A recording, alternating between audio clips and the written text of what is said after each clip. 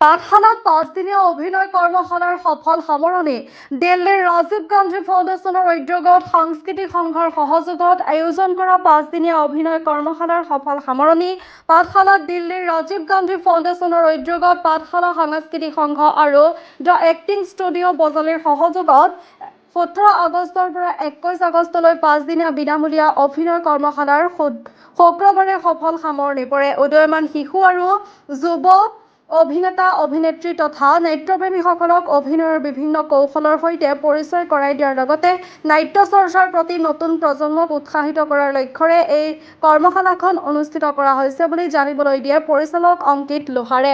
কৰ্মশালাখনত ৰাষ্ট্ৰীয় নাট্য বিদ্যালয়ৰ পৰা প্ৰশিক্ষণপ্ৰাপ্ত অভিনয় শিক্ষক অংকিত লোহাৰে প্ৰশিক্ষক হিচাপে অংশগ্ৰহণ কৰি শিক্ষাৰ্থীসকলক অভিনয়ৰ বিভিন্ন দিশৰ প্ৰশিক্ষণ প্ৰদান কৰিছে।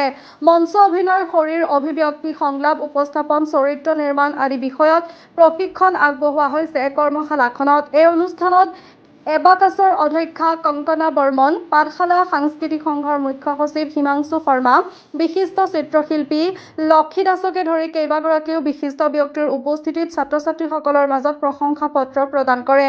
পাঠশালা তথা বজালী অঞ্চলৰ নাট্যপ্ৰেমী আৰু উদীয়মান শিল্পীসকলৰ বাবে এই 5 দিনীয়া বিনামূলীয়া অভিনয় কৰ্মশালাখন এক গুৰুত্বপূৰ্ণ সুযোগ হিচাপে বিবেচিত হৈছে। আপোনালোক সকলোলৈ স্বাগতম জনাইছোঁ। আমাৰ 5 দিনীয়া ডান্স থিয়েটাৰ কৰ্মশালা এখন চলি আছিল আৰু সেই কৰ্মশালাৰ আজি সামৰণি দিন হিচাপে আমাৰ ল'ৰা ছোৱালীয়ে নিজৰ ক্ৰিয়েটিভিটিৰে এখন চমু নাটক এখন উপস্থাপন কৰিছে আৰু সেই নাটকখনৰ শেষত আমি চাৰ্টিফিকেট ডিষ্ট্ৰিবিউট কৰিম।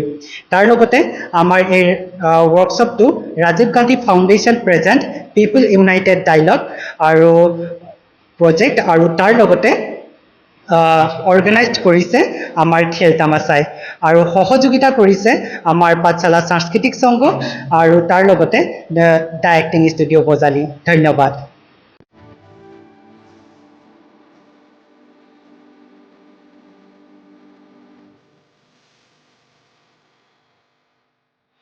বজালীৰ পৰা অখেন্দ্ৰ তালুকদাৰৰ ৰিপৰ্ট, আছাম 15।